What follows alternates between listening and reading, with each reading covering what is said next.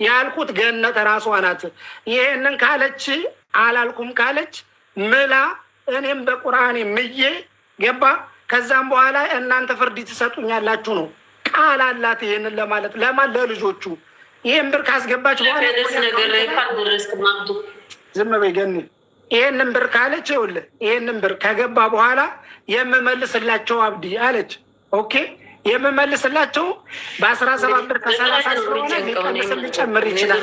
ይሄንን ብላለች። አላልኩም ካልሽ ይሄው ምለሽ አምልጭኝ። እኔ የምምላለው በእምነት የምላለው አንቺ በእምነትሽ ማይ ይሄ ነው እንጂ ለምን እኔ እንደወሰድኩ ፋይናል ስናደርገው አሁን አንተ ያንን የተወሰደውን ብር በየትኛውም መልኩ ይሁን ከኔ ጋርም ስራ ስታቆምም ቢሆን ብሩን በወቅቱ አስገብቻለሁ መልሻለሁ ነው እያልከን ያለው ምንድን ነው እንድንረዳ የፈለግከው አንተ?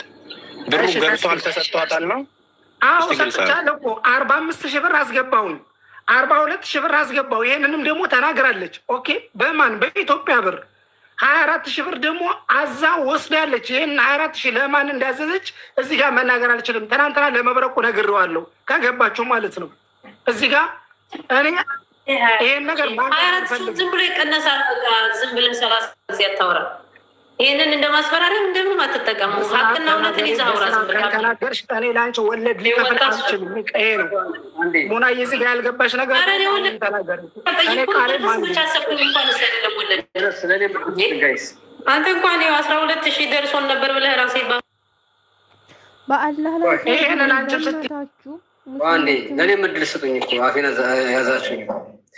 አሁን የሁላችሁ ቤተሰብ አንዴ ያዳምጥ። አንተም ወንድሜ አንቺ መት ያዳምጥ። እውነት እጅ ውስጥ ያላችሁ ሰዎች ሁላችሁም አንድ እውነት አይምሯችሁ ላይ ብልጭ ብሏል አይደለ? እኔ አይምሮ ላይ ብልጭ ያለው እውነት ምን መሰላችሁ? ይሄ ልጅቷ ከነሱ ስትበደር በ17 ከ30 ምንዛሬ ተስማምታ የተበደረችው ከነሱ ከሆነ መመለስም አለመመለስም ለነሱ የእሷ ፍላጎት ነው የሚሆነው። ለነሱ ከሆነ ለአንተ ከሆነ ቃል የገባችሁ እንዳልከው ትማመላላችሁ።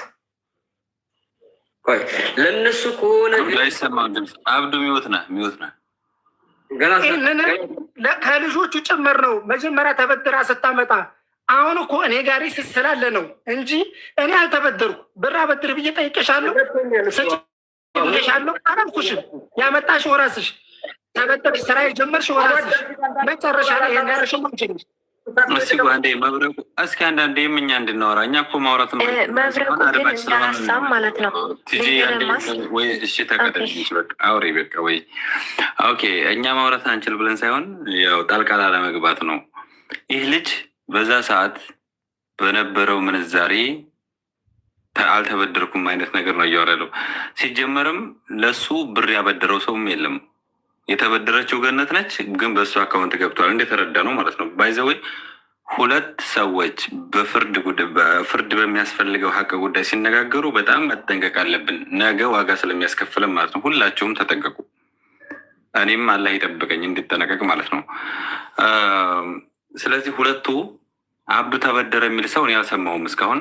አበደሩትም ገነት ናት የተበደረችው።